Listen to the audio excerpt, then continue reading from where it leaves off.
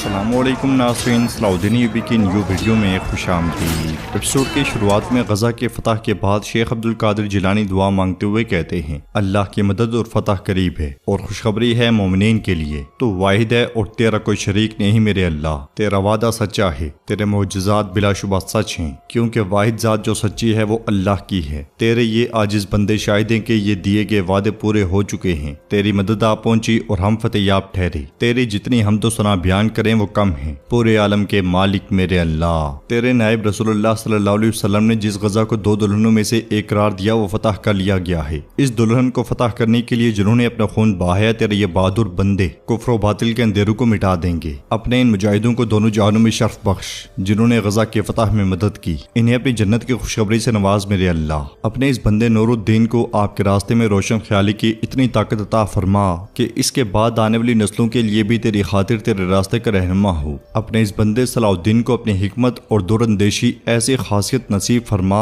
कि आने वाले फातिह जान सके कि फतह का असल मतलब क्या है। सलाउद्दीन की फौज के तेरे लिए नबरदाजमा सिपाहियों के लिए बाजुओं को कुव्वत और ताकत नसीब फरमा। ऐ अल्लाह, जिसने हमें यह फतह नसीब फरमाई, ये मुजाहिदीन तौहीद के लिए मुत्तहिद हो गए हैं। इन मुजाहिदों के दिलों में सुकून और इनके जिस्मों में ताकत अता फरमा या रब्बी। आमीन आमीन आमीन। दुआ के बाद वो राख आग में फूंकते हुए कहते हैं, सच्चाई के जोहर तक हो।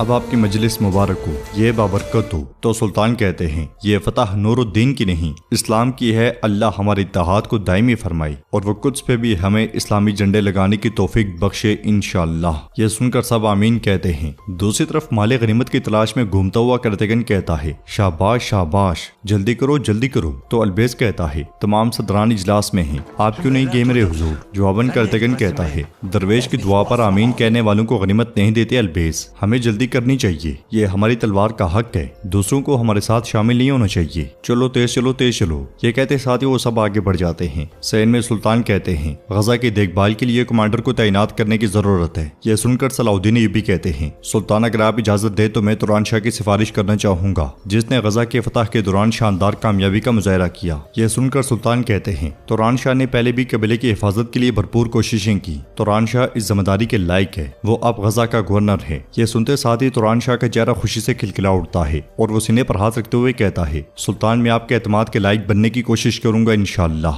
फिर सुल्तान शेख अब्दुल कादिर जिलानी से कहते हैं, आपकी हिकमत के साथ इत्तेहाद यकीनी बना, कुछ अर्सा यहीं ठहर जाएं। तो शेख अब्दुल कादिर जिलानी कहते हैं, मैंने अपनी जिम्मेदारी अल्लाह के हुक्म से मुकम्मल कर ली है। हमारे दरवेश बगदाद में मेरा इंतजार कर रहे हैं। मजीद ये कि उमर मल्ला जैसा हमारा फैज याफ्ता, अकल सलीम और साहिब फरासत शख्स के होते हुए मेरा यहाँ रहना इजाफी बोझ के सिवा कुछ नहीं होगा। अब मेरे लिए अपने रास्ते रवा दवा होने का वक्त है, आपकी इजाजत से। तो सुल्तान कहते हैं, अस्तगफिरुल्लाह, आपको इजाजत है। नाजरीन, इसके बाद हम देखते हैं कि अगले मंजर में तुरान शाह गजा की गलियों से आगे बढ़ रहा होता है। इसलिए में सलाउद्दीन यूबी उसके पास आते हैं और उसे परेशान देखकर कहते हैं, ये क्या हालत बनाई हुई है, तुम्हें गजा की गवर्नरी मिली है लेकिन परेशान दिखाई देते हो। तुम हमेशा मुकाम और मर्तबे के मालिक बनना चाहते थे, अब तुम्हारे पास है और तुम क्या चाहते हो। तो तुरान शाह पूछता है, क्या मैंने इसे अपनी कामयाबी से हासिल किया? तुमने कहा तभी सुल्तान ने मुझे नवाजा, जैसे मैंने इसे अपने भाई के एहसान से हासिल किया हो। जवाबन सलाउद्दीन यूबी कहते हैं, तुरान शाह तुमने अपने बाजुओं की ताकत से ये मुकाम हासिल किया, जो कुछ सुल्तान ने कहा तुमने वो भी सुना।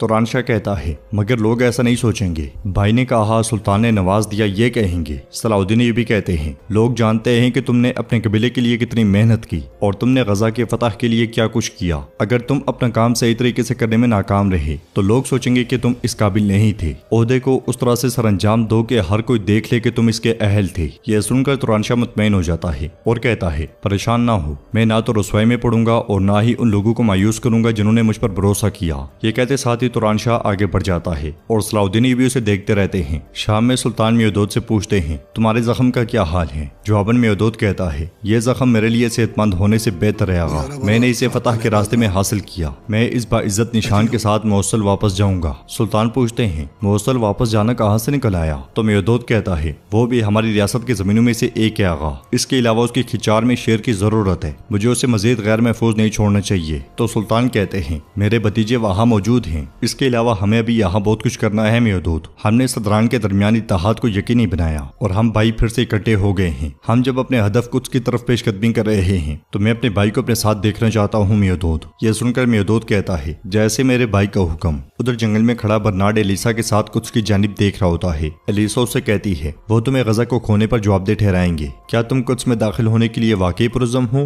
तो बर्नार्ड कहता है जो भी हो जाए कुछ जाऊंगा, जंग अभी खत्म नहीं हुई, मैं जंगियों से गजा वापस ले लूंगा और बदला भी। मलहम, हमें मिस्र से मजीद मदद की जरूरत है। तो मलहम कहता है मैं वादा नहीं कर सकता, आखिरकार हमने गजा के लिए एक मुआहदा किया लेकिन तुमने गजा को खो दिया। मैं वज़ीर-ए-आज़म दरगाम से बात करके तुम्हें खबर कर दूंगा। ये कहते साथ ही मलहम चला जाता है और बर्नार्ड एलिसा से कहता है मेरा ख्याल है कि मुझे तुम्हें यह बताने की जरूरत नहीं है कि तुम्हें क्या करना है। गजा में हम देखते हैं कि करतगन के सिपाही हर तरफ से माले गनीमत जमा कर रहे होते हैं। उन्हें जो कुछ भी मिलता है वो उसे उठा लाते हैं और घोड़ा गाड़ी पर रखते ही चले जाते हैं। खिड़कियों से, दरवाजों से, गलियों से वो कोई भी जगह नहीं छोड़ते। अल्बेस करतगन से पूछता है हुजूर मुझे उम्मीद है कि वो दोबारा हमें माले गनीमत जमा करने से नहीं रोकेंगे। तो करतगन कहता है अल्बेस कौन, हमें कौन रोक सकता है? मैं अब बातें सुनना नहीं चाहता, चलो भाई जल्दी करो। माले गनीमत को देखते हुए करतगन कहता है सलीबियों ने पूरे शहर को करारगाह में तब्दील कर दिया, उन्हें कुछ खवातीन को रखना चाहिए था। इसलिए तुरानशाह सिपाहियों के साथ वहां आता है और कहता है इस गनीमत का आधा हमारा है। करतगन आगे बढ़ते हुए कहता है हरगिज़ नहीं, मेरी गनीमत मुझसे कोई नहीं ले सकता, तुम भी नहीं। तुम्हारे पास एक तलवार होने के सबब तुमने खुद को लुटेरा समझ लिया।